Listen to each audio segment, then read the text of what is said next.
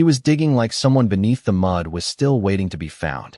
The German shepherd moved through the rain with the focus of a soldier on his final order, paws striking wet earth, shoulders trembling, breath steaming in the cold North Carolina night. Staff Sergeant Caleb Whitaker saw him from the roadside just after 11:40 p.m., when the storm had turned the old veteran's graveyard into a field of black grass, silver puddles, and tilted stone. Caleb had not meant to stop. He had only been driving home from a small memorial service 2 towns over, the kind of ceremony where folded flags were passed from hand to hand, where men shook hands too firmly because anything softer might break them. His pickup's headlights swept across the cemetery fence, and for one brief second, something dark moved between the headstones. At first he thought it was a deer. Then lightning opened the sky, and Caleb saw the animal clearly. A German Shepherd K9, full-grown, sable-coated, soaked to the bone, digging beside a grave as if the rain, the thunder, and the whole sleeping world had no right to interrupt him. Caleb eased the truck onto the gravel shoulder. The wipers scraped across the windshield with a tired groan. Beyond the fence, the dog's ears stayed pinned forward. Not wild, not lost, focused. Caleb knew that posture. He had seen it in patrol dogs outside dusty compounds overseas, in K9s that found danger before men had words for it. This one was working. That was the first thing Caleb understood. The second was worse. The dog was working alone. Caleb killed the engine, stepped out, and the storm met him hard, cold rain needling through his field jacket, the smell of wet cedar and grave soil rising from the dark. The cemetery sat behind a small white chapel on the edge of Wilmington County, one of those old American places where oak trees leaned over the stones like tired guardians, and every flag, even in bad weather, seemed to stand straighter than it should. Caleb pushed through the iron gate, his boots sinking half an inch into the muddy path. "Hey," he called softly. "Easy, boy." The dog stopped digging for only a heartbeat. His head turned. Amber eyes caught the headlight glow and held it. There was no panic in them. No threat. Just urgency. Then the shepherd looked back at the grave and drove both paws into the mud again. Caleb moved closer, slow enough not to startle him, close enough now to see the dog's ribs shift under wet fur, the black saddle down his spine, the gray around his muzzle that spoke of years, miles, and things endured without complaint. Around his neck hung no modern collar, no bright tag, no leash. Only a strip of old dark leather, cracked with age, pressed flat beneath the rain. "You're AK-9, aren't you?" Caleb murmured. The dog gave one low sound from deep in his chest, not a growl, not a bark. More like a warning meant for the ground. Caleb's eyes dropped to the stone. The grave was old but cared for, half covered by moss and fallen leaves. Rain ran over the carved letters, blurring them. Caleb bent slightly, wiping water from the face of the marker with his palm. He could make out only part of the name before the mud swallowed the base. D. Hayes. His breath caught so sharply it hurt. The sound of the storm seemed to fall away, leaving only the pulse in his ears and the soft, frantic scrape of the dog's paws. Daniel Hayes had been dead for 8 years. Corporal Daniel "Danny" Hayes, his friend, his brother in uniform, the man who used to hum old country songs before dawn patrols because he said silence gave fear too much room. Caleb had stood through a closed casket service. He had folded his grief into something hard and quiet. He had believed, because believing was easier than opening a wound no one wanted to explain. But this grave was not supposed to be here. Danny's family plot was supposed to be farther east, near the coast, beneath a stone with his full name and the date the Marine Corps had given them. Caleb took another step, and the German shepherd suddenly stopped. He lowered his head, nosed into the hole he had made, and tugged at something buried near the foot of the marker. Caleb crouched beside him. "Easy. Let me see." The dog resisted for a second, then backed away, panting hard, eyes locked on Caleb's hands. The mud was thick, cold, heavy as wet clay. Caleb dug, carefully with his fingers, not deep, just beneath a root and a layer of gravel.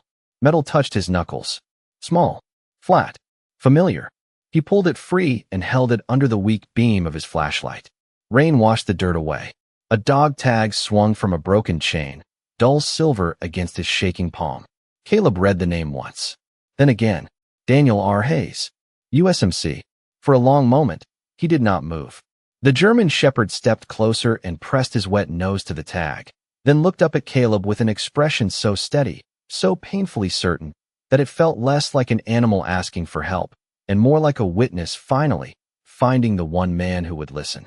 Thunder rolled over the chapel roof. Somewhere in the trees, the wind pushed through the branches like a whispered prayer. Caleb closed his fist around the tag. "Where did you get this?" he breathed.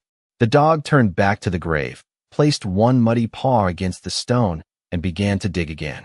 Caleb did not know how long he stood there with Danny Hayes's dog tag locked inside his fist, rain running down his wrist, mud on his knees, and the German shepherd digging, as if time itself had buried something it should have protected. The name on the tag had opened a door in him he had spent 8 years holding shut. Daniel Robert Hayes, Corporal, United States Marine Corps, a man with a crooked grin, a bad singing voice, and a habit of giving away the last good cup of coffee without admitting it.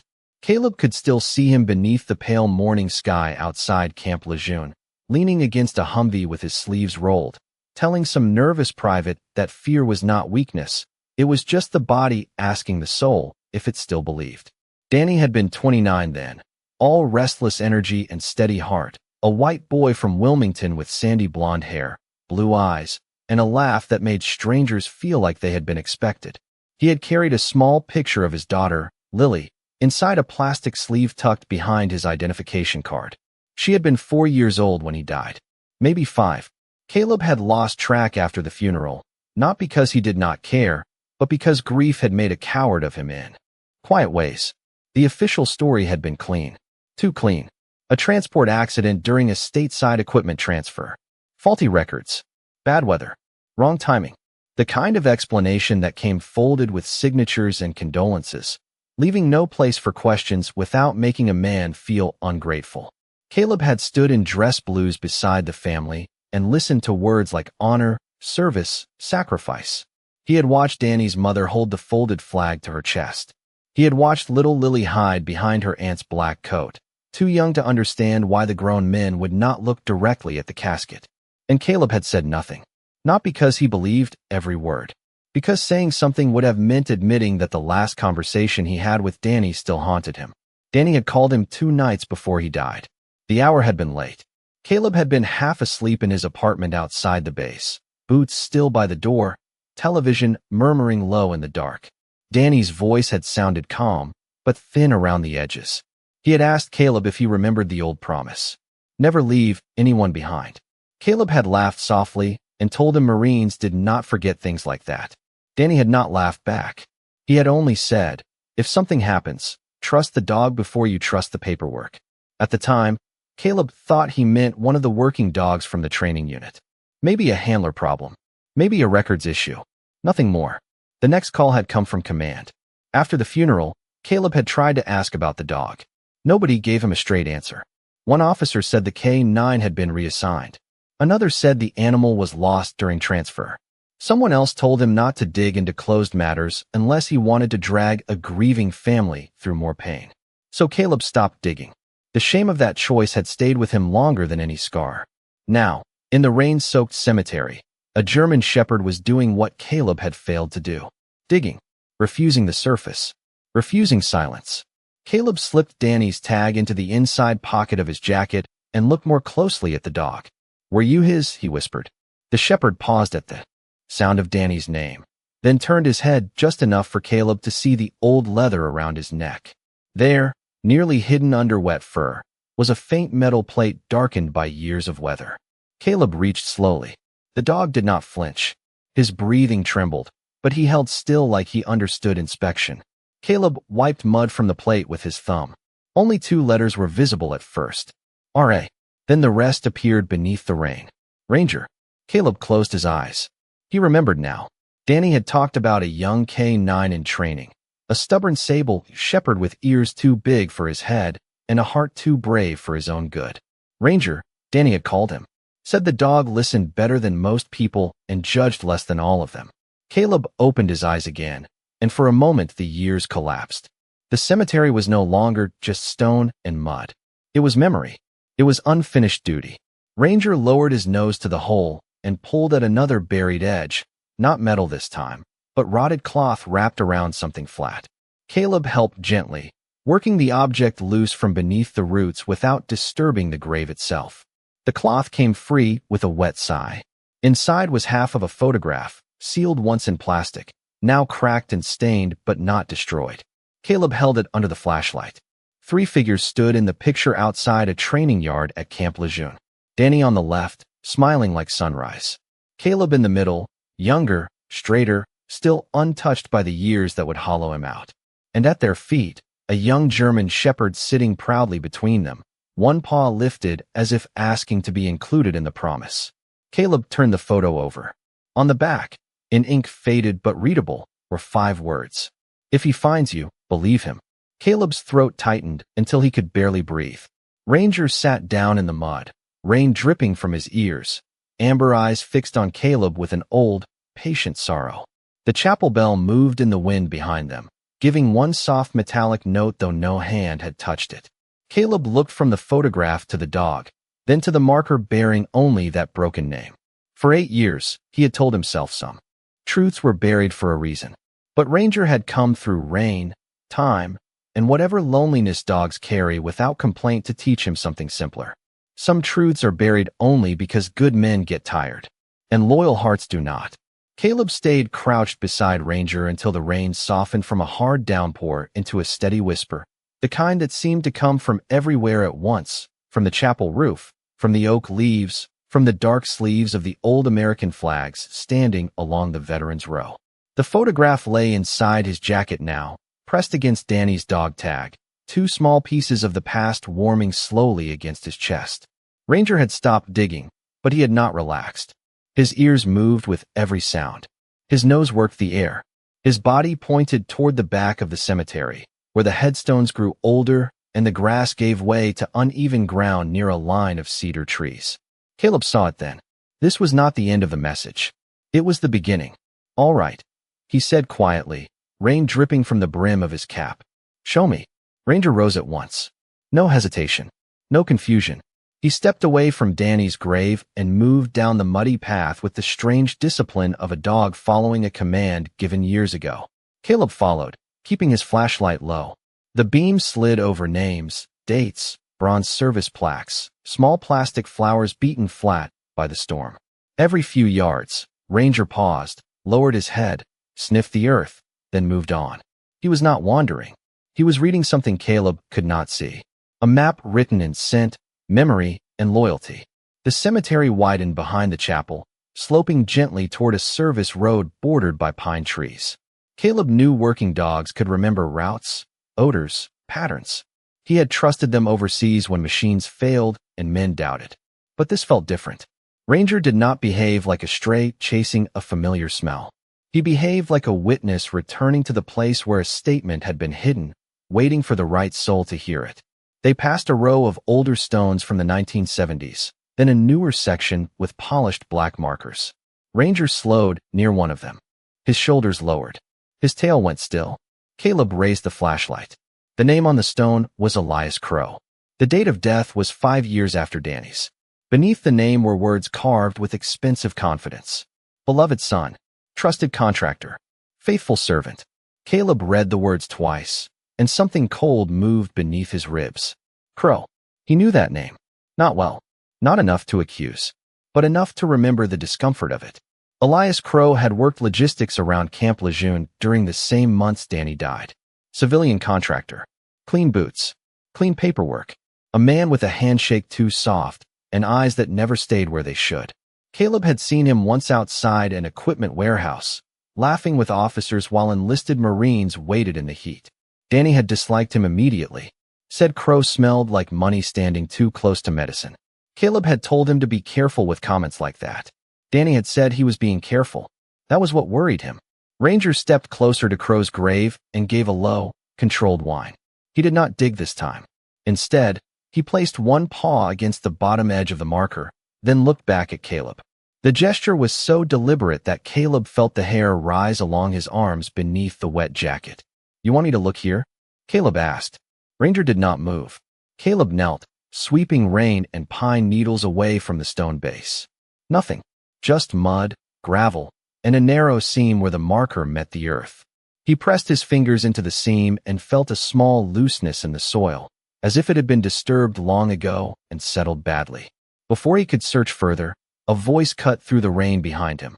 "You need to step away from that grave." Caleb turned slowly. An older man stood on the path with a yellow raincoat pulled tight around his thin frame, a lantern in one hand, and a long cemetery key ring in the other. He was white, maybe in his late 60s, with a narrow face, pale eyes, and silver hair flattened by the weather beneath a black cap. His name patch read Harold Pike. Caleb had seen him at the chapel earlier, standing near the back during the memorial, silent as a shadow. The caretaker lifted the lantern higher. "Cemetery is closed after dusk." Caleb rose, keeping his hands visible. "I understand. I saw the dog inside the fence. He led me here." Harold's eyes flicked to Ranger. For half a second, his expression did not show annoyance. It showed recognition, then fear. He buried it quickly, but not quickly enough. Ranger stepped between Caleb and the caretaker, not aggressive, not loud, simply present. His body was still. His amber eyes did not blink. Harold swallowed. That animal should not be here. Caleb looked at him through the rain. "You know him." "I know enough to say he has caused trouble before." "What kind of trouble?" Harold's jaw tightened. The lantern shook once in his hand, making the light tremble across the stones. "The kind that wakes up things decent people already mourned." Caleb felt Danny's tag against his chest, heavy as a second heartbeat. Some things were never mourned right. Harold's face changed then. Not anger. Pain. Old, trapped, and worn thin by years of carrying it alone. He looked toward Elias Crow's grave, then toward the chapel, as if hoping the night itself might offer him a way out. Ranger lowered his head and touched his nose to the ground at Caleb's feet. There, half buried in the mud near the path, was a strip of blue ribbon, faded almost gray, tied around a tiny brass key. Caleb stared at the blue ribbon until the sound of the rain seemed to grow distant, as if the whole cemetery had taken one careful breath and was waiting to see what kind of man he would be. The ribbon was small, faded, and stained by years of weather, yet the knot around the brass key had been tied with a tenderness that did not belong to secrets or fear. It belonged to a child. He crouched slowly and lifted it from the mud. Ranger watched every movement, his wet ears forward, his body rigid with that same unbearable patience. Harold Pike made a soft sound behind him, almost a plea. "Leave that alone." Caleb looked up. "Why?" Harold's lantern shook again, casting weak gold over the stones and the soaked grass. "Because you do not know what it opens." Caleb wiped the key between his fingers. It was no longer than an inch, old-fashioned, the kind used for a keepsake box or a lock built into furniture. The ribbon had once been bright blue, a little girl's color, maybe chosen for a birthday, maybe tied around a gift, maybe kept because some father saved things that did not look important until they were all that remained. Caleb turned it over. Written on the ribbon in faded black ink were two words. For Lily. The name landed harder than thunder. Lily Hayes, Danny's daughter. Caleb remembered her as a small girl with blonde curls and solemn eyes, holding a paper cup of lemonade at a family day on base while Danny knelt to tie her shoe. She had insisted on putting a sticker on Ranger's training vest, a tiny glittering star that had no business on military equipment. Danny had pretended to object, then wore pride all over his face when Ranger sat perfectly still and let her press it on. Caleb could hear Danny's voice as clearly as if the man stood beside him in the ring. "She thinks he is a hero dog. Do not correct her." Harold took one step forward. Ranger's head turned. That was all. The caretaker stopped. Caleb rose with the ribbon and key in his palm. "You knew Danny had a daughter." Harold's mouth tightened. "A lot of men have daughters. Not all of them leave her name buried beside a contractor's grave." Harold looked toward the chapel, then down at the wet path. Rain slid from the brim of his cap and gathered at his chin. "I did not bury that ribbon. But you know who did." The old man said nothing. Silence is strange in a storm. It does not mean absence of sound. It means the truth has found a place where no other noise can cover it. Caleb stepped closer, not threatening, only steady. "Mr. Pike, I am not here to make trouble for a dead man. I am here because a dog led me to my friend's name in the mud." Harold's eyes glistened, though it was hard to tell what was rain and what was not. "That dog should have been gone long ago." Caleb's voice dropped. "But he was not." Ranger moved past both men before Harold could answer. He crossed the path, nose low, carrying the trail away from Elias Crow's grave and toward the oldest part of the cemetery, where children's markers stood smaller, softer, some shaped like lambs, some like open books, some nearly swallowed by ivy. Caleb followed, and after a moment, Harold followed too. The three of them moved through the rain like figures in a forgotten hymn. Ranger stopped beneath a live oak whose branches spread wide over a small angel statue. The statue was weathered white stone, its wings chipped, its face turned downward in permanent mercy. Around its base were a few graves from the 1940s and 1950s, mostly children, their names softened by time. Caleb felt an instinctive discomfort walking there at night, not from fear, but respect. Even the strongest men lower their voices near small graves. Ranger touched his nose to the angel's base, then sat. Not dug, not scratched. Saturday. Waiting. Caleb knelt beside the statue and shone the flashlight across the stone. The rain made everything shine. At first he saw nothing but moss and old cracks. Then the beam caught a narrow metal line beneath the angel's folded hands. A keyhole. Harold closed his eyes. Lord, forgive me, he whispered. Caleb turned the tiny brass key toward the lock. It resisted at first, stiff with age. He worked it gently, not forcing, feeling every small scrape through his fingertips. Then it turned. A quiet click sounded beneath the storm. The front panel of the pedestal loosened, opening no more than 2 inches. Caleb pulled it carefully. Inside was a hollow space lined with rusted metal, dry despite the rain. A small oilcloth bundle rested within. Beside it lay a child's plastic bracelet, cracked but still readable. Lily. Caleb's hand hovered, suddenly afraid of what kindness might demand from him. Ranger leaned forward and gave one soft whine. Not impatient. Encouraging. Caleb removed the bundle and opened it beneath the shelter of his jacket. Inside were 3 things. A small cassette recorder sealed in a clear plastic bag. A second dog tag, brighter than the one from the mud. And a folded letter, yellowed at the edges, addressed in Danny's handwriting to Lily Grace Hayes. Caleb could not speak. The world had narrowed to rain, breath, and ink. Harold stood behind him, crying silently now, his lantern low at his side. He made me promise, the old man said. His voice sounded broken by years, not one night. He said if anything happened, the dog would come back for the right man. Caleb looked at Ranger. The shepherd's amber eyes reflected the flashlight, bright and solemn, like 2 small lamps kept burning through a very long dark. Caleb picked up the letter with both hands, careful as prayer. On the front, beneath Lily's name, Danny had written one more line. Tell her I came home clean. Caleb did not open Lily's letter first. Some words belonged to the person they were written for, and even in the rain, even with 8 years of silence pressing against his chest, he knew there were doors grief had no right to force. He placed the folded letter carefully inside his jacket, beside the dog tags and the photograph, then lifted the cassette recorder in its plastic bag. It was an old model, small enough to fit in a cargo pocket, the kind Marines used before phones made every memory too easy to lose. The battery cover was sealed with tape. The red record button had a tiny scratch across it. Danny had once borrowed Caleb's recorder during a field exercise because he said his daughter liked hearing his voice before bed. Caleb remembered teasing him for sounding softer on tape than he did in uniform. Danny had smiled and said, "That is because Lily outranks all of you." Now that memory stood in Caleb's throat like a prayer he could not swallow. Harold Pike watched him from beneath the live oak, lantern hanging low, rainwater shining along the deep lines of his face.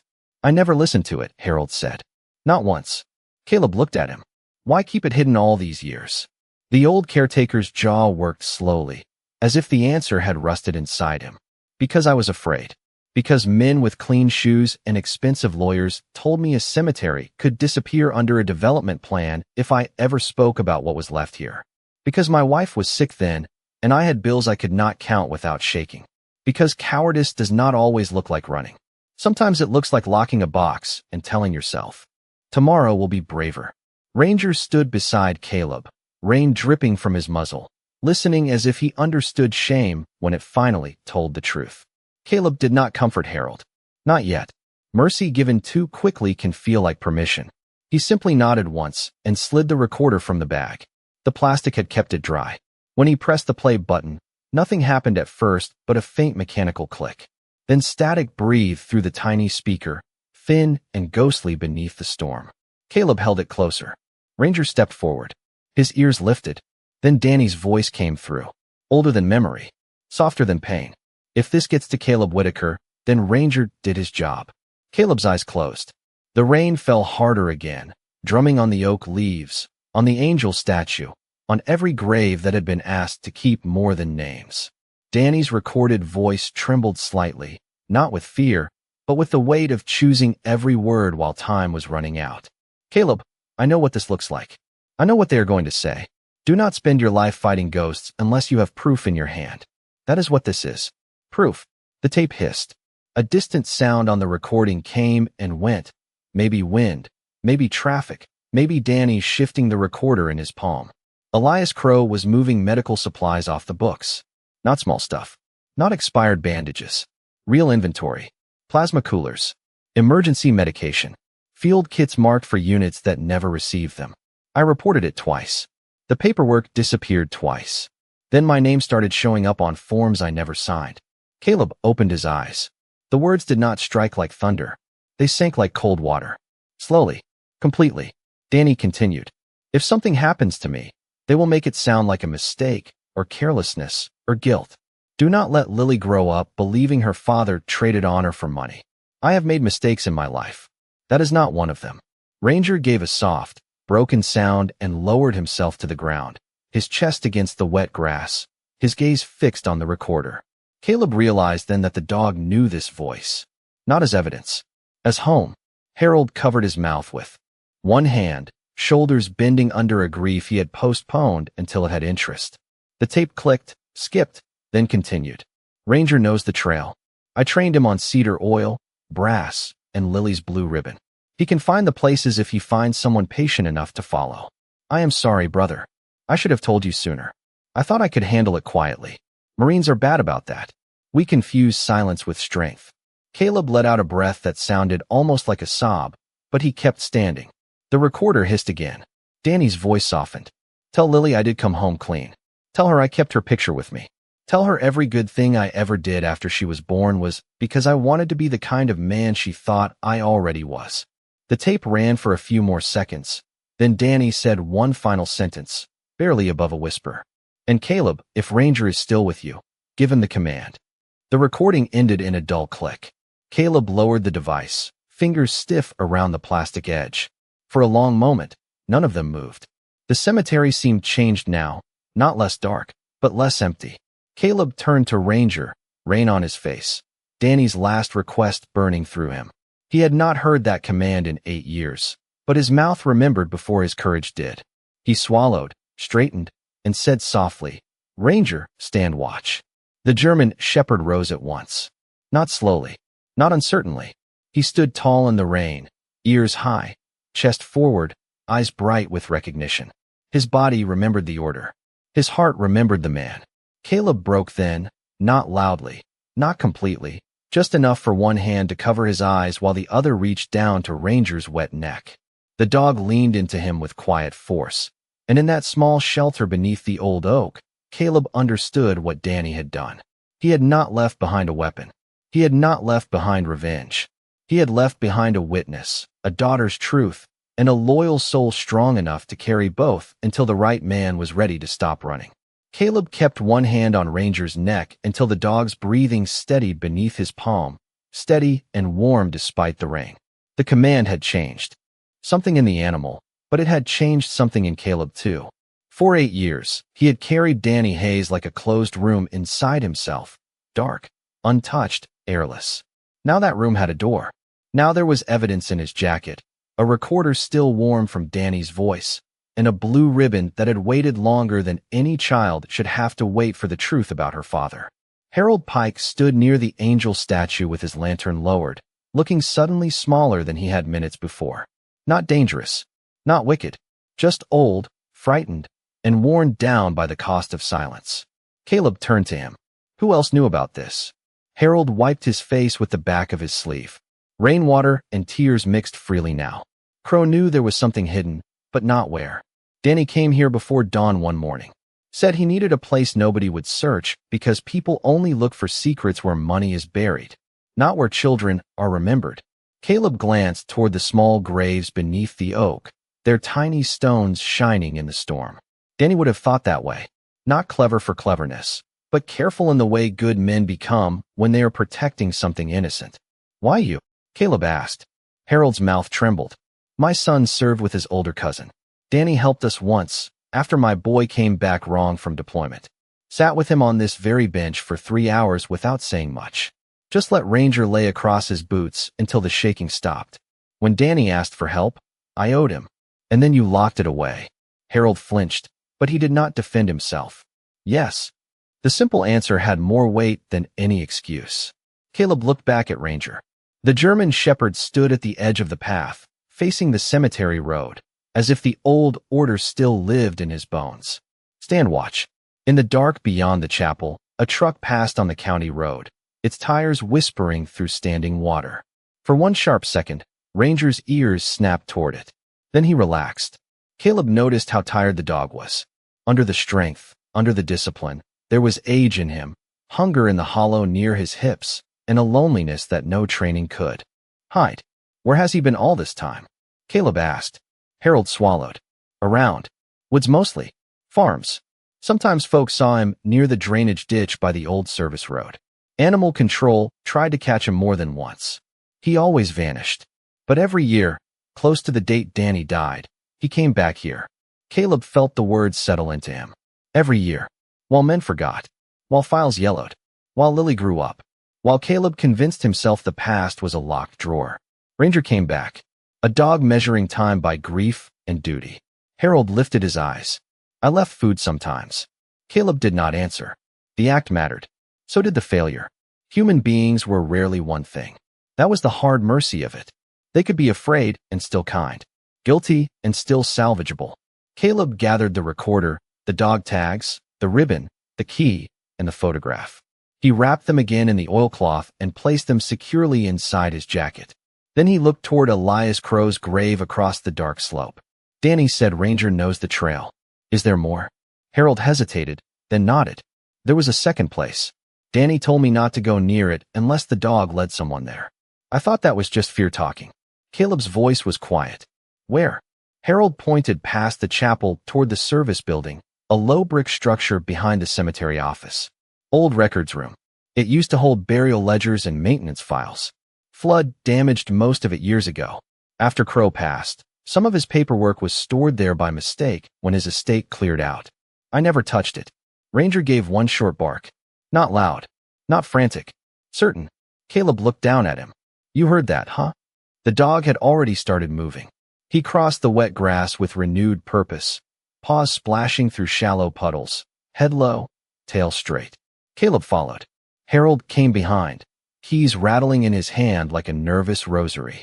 The service building smelled of mildew, old paper, and floor wax. Harold unlocked the door, and the hinges complained softly as it opened. Inside, the air was warmer but stale. Caleb's flashlight passed over stacked folding chairs, broken flower stands, bags of soil, and metal shelves holding boxes labeled by year. Ranger entered first. He did not sniff randomly. He went straight to the back wall, where a rusted filing cabinet stood beneath a sheet of plastic. The bottom drawer was jammed half open. Ranger pressed his nose to it, then looked at Caleb. Harold whispered, "That drawer was empty." Caleb knelt and pulled. The drawer stuck, then gave with a wet metal groan. Inside, beneath a warped cemetery ledger, was a sealed envelope. No name on the front. Just 3 letters written in Danny's hand. C. W. Caleb Whitaker. Caleb's fingers went cold. He opened it carefully and found a photocopied shipping manifest, several inventory sheets, and one handwritten note. The manifest listed medical supplies marked delivered to a Marine unit that had never received them. At the bottom was a signature block with Danny's name forged in black ink. Beside it, in Danny's handwriting, were the words, "I never signed this." Ranger sat beside him, close enough that his shoulder pressed against Caleb's arm. Caleb read the line again and felt the last piece of doubt leave him. Danny had not been careless. He had not been guilty. He had been alone with the truth. Caleb folded the papers back with care, but before he could stand, Ranger nosed deeper into the drawer and pulled out one final object. A small, worn canine collar patch, dark green with faded stitching. Ranger, United States Marine Corps Working Dog Program. Caleb held it in his palm. The dog looked at it, then at him, and for the first time that night, his tail moved once. Just once. A quiet answer. Caleb knelt fully on the dusty floor, no longer caring about mud or rain or the ache in his knees. You stayed with him, he whispered. Ranger leaned forward and touched his forehead to Caleb's chest, right over the pocket where Danny's voice and Lily's letter rested. Outside, the storm began to weaken. Not stop. Not yet. But weaken. As if heaven itself had been listening, and the first hard part of the truth had finally been spoken aloud. Caleb did not leave the service building right away. He sat on the dusty floor with Ranger pressed against him and the envelope in his hand, listening to the rain thin against the roof until each drop sounded separate, deliberate, like fingers tapping on old glass. The records room smelled of damp cardboard and forgotten years. Somewhere near the back wall, a loose pipe clicked with every shift of temperature. Harold Pike stood by the door, unable to step farther in, as if the threshold itself had become a line between the man he had been and the one the night was asking him to become. Caleb read the documents again. Not quickly this time. Carefully. The shipping manifest. The inventory sheets. The forged signature. The dates that did not match. The destination codes that pointed to missing supplies. Danny's handwritten notes in the margins, clean and precise. The handwriting of a man who knew he might not get a second chance to explain himself. Caleb had seen enough military paperwork to understand what lay in front of him. This was not confusion. It was a trail. Not loud. Not dramatic. But real. Paper had a way of speaking softly while ruining lies completely. He slipped the documents back into the envelope and looked at Harold. We need to take this to the right people before anyone else touches it. Harold nodded, then shook his head, caught between agreement and fear. After all this time, will they even listen? Caleb rose slowly. His knees ached from mud, cold, and memory. They will listen to the tape. They will listen to the papers. And if they do not, I know men who still remember what honor is supposed to mean. Ranger stood with him, the old K9 patch now tucked safely into Caleb's jacket beside the rest. The dog was exhausted, but his eyes had not lost their purpose. Caleb could see something almost ceremonial in the way he moved toward the door, as if each step away from the hidden room was not escape, but completion. They walked back outside into the weakening storm. Dawn had not come yet, but the darkness had changed color. The cemetery no longer felt endless. The clouds had lifted just enough for a pale gray seem to appear above the tree line. Caleb led Ranger to the covered porch of the chapel, where the wooden floorboards were dry and the light above the door buzzed softly. Harold unlocked the small office beside it and handed Caleb an old towel from a cabinet. For him, he said, voice rough.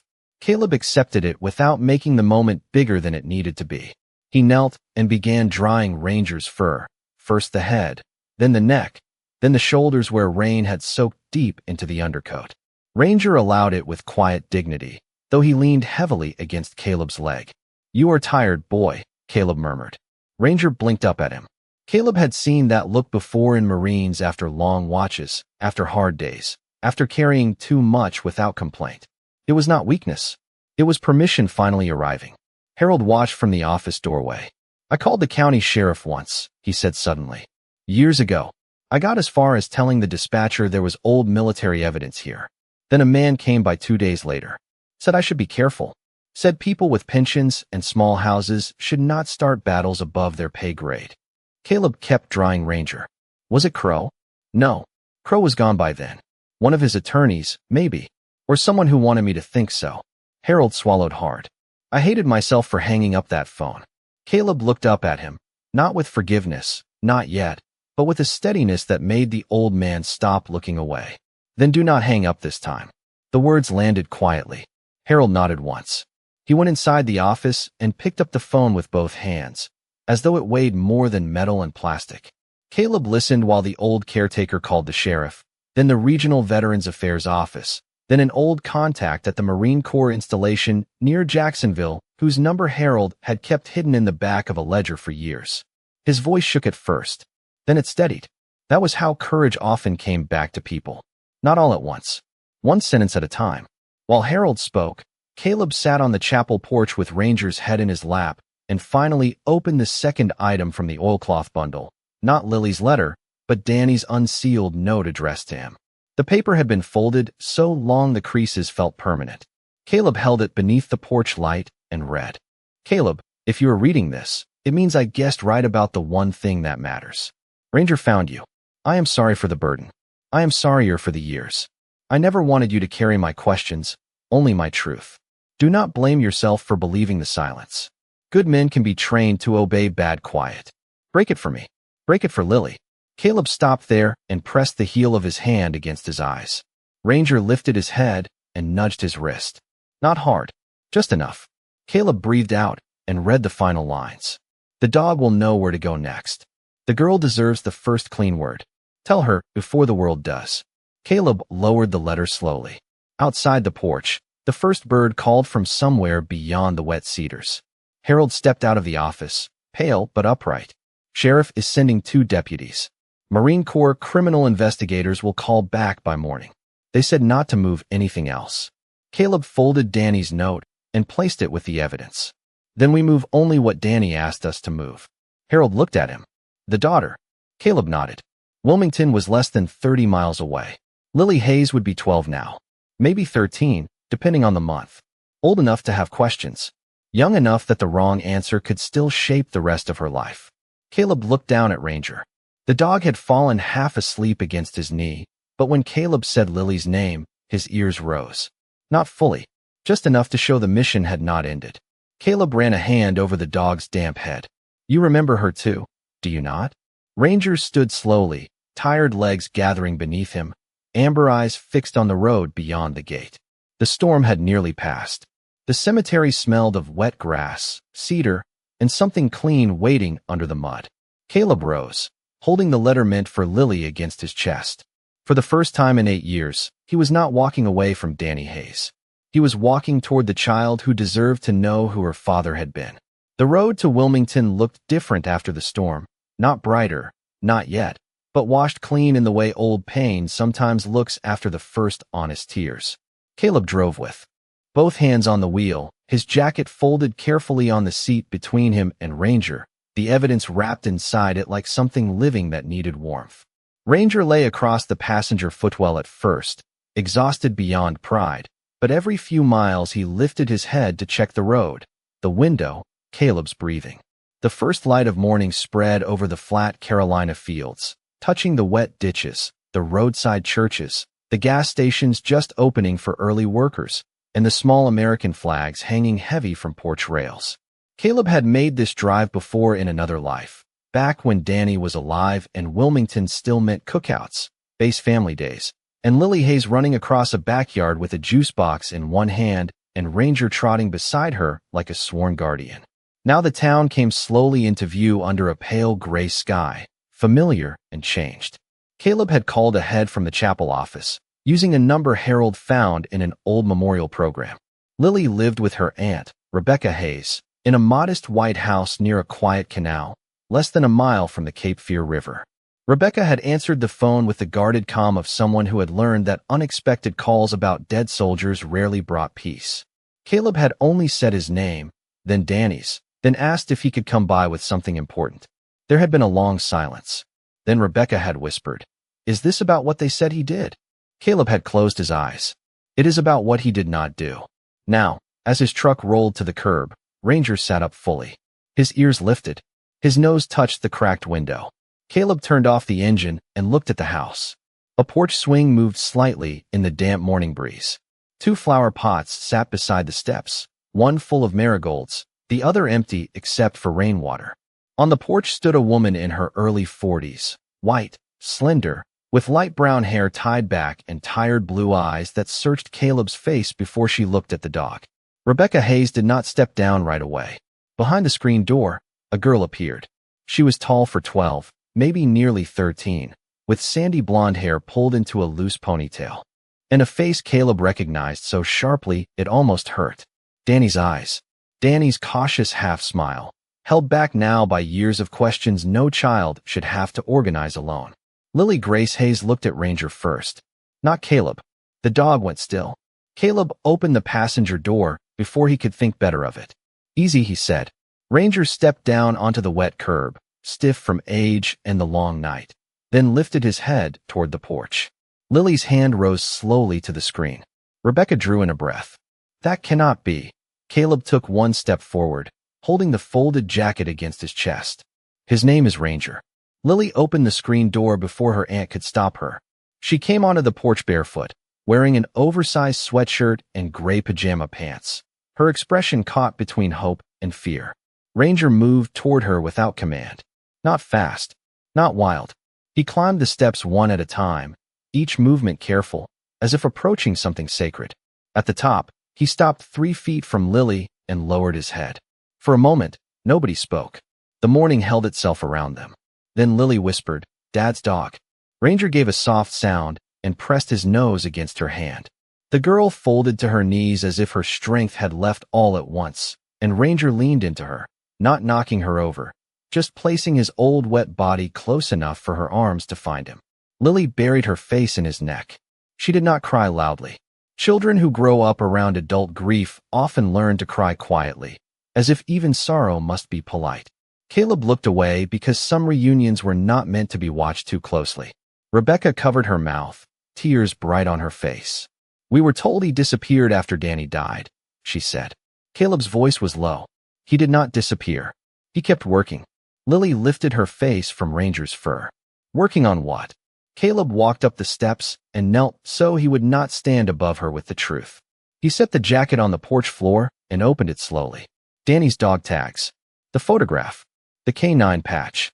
The blue ribbon and brass key. The recorder. And finally the folded letter with her name on it. Lily stared at the ribbon first. Her fingers touched it gently. "This was mine," Rebecca whispered. "You tied that on his vest at family day." Lily nodded, but her eyes were on the envelope. Caleb held it out with both hands. "Your father wrote this for you." Lily did not take it right away. Did he do something bad? The question was so small, so steady, that Caleb felt his heart crack in a place he thought had scarred over. He looked at Rebecca, then back at Lily. No courtroom, no uniformed panel, no official correction would ever matter more than this first clean word. Caleb shook his head. "No, sweetheart."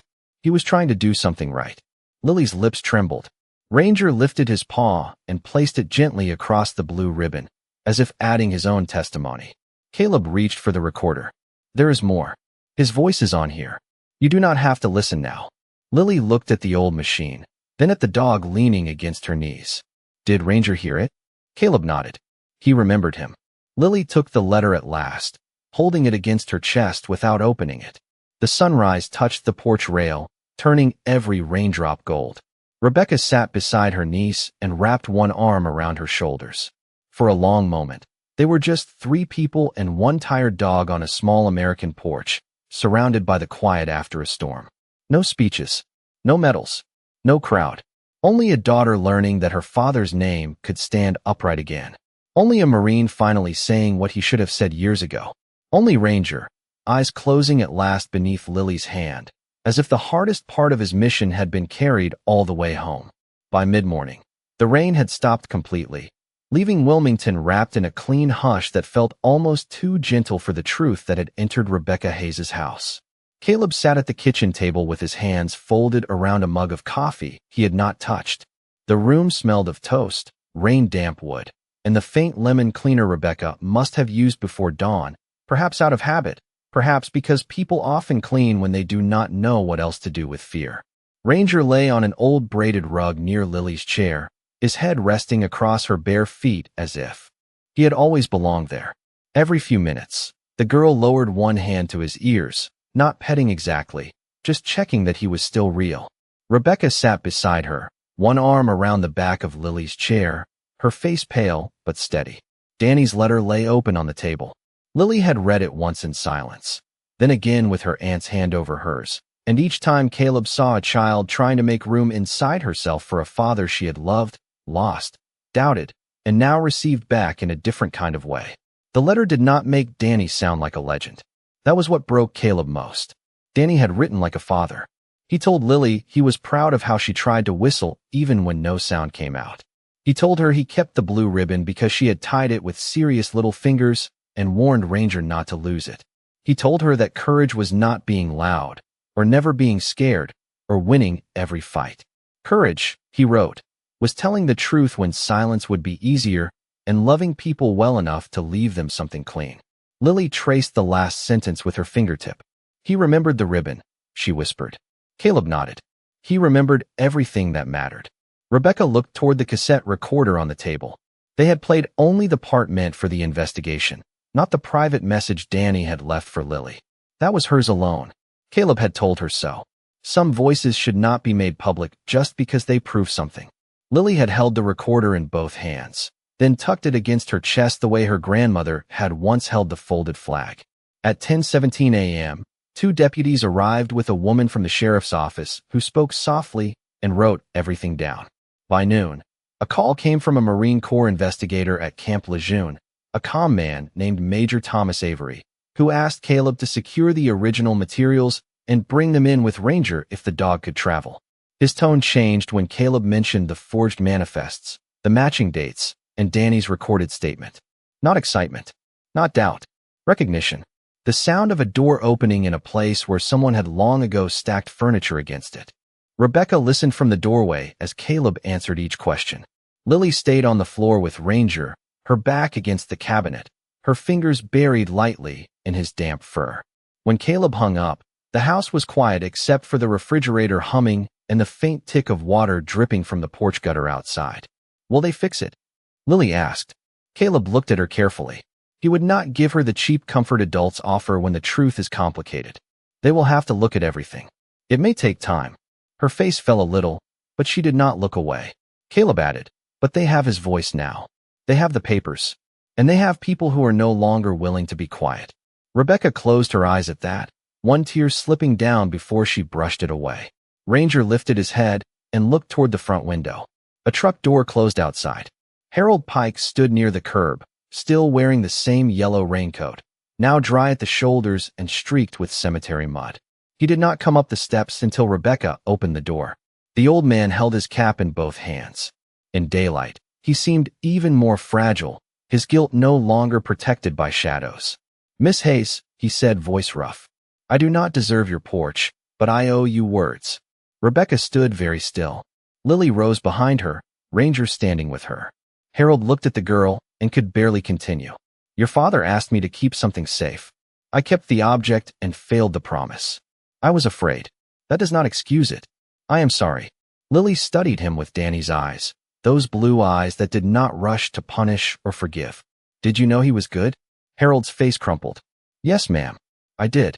Lily nodded once. Not absolution, not cruelty, just a child placing truth where it belonged. Then you should have said so. Harold bowed his head. Yes, ma'am. No one moved for a moment. Then Ranger stepped forward and touched his nose to Harold's hand. The old caretaker covered his mouth, shaking silently, because sometimes mercy arrives before a person feels worthy of it, and that is what makes it mercy. Caleb watched from behind them, feeling the strange ache of a wound beginning. To close wrong first, then right. That afternoon, they drove to Camp Lejeune together in 2 cars, Rebecca and Lily following Caleb's truck, Ranger sitting upright in the passenger seat like an old Marine returning to formation. The evidence rested in a sealed folder on Caleb's dash. Danny's letter stayed with Lily. As the base gates came into view, Ranger pressed his nose to the window and gave one soft breath against the glass. Caleb glanced at him. Almost there, boy. Ranger did not wag his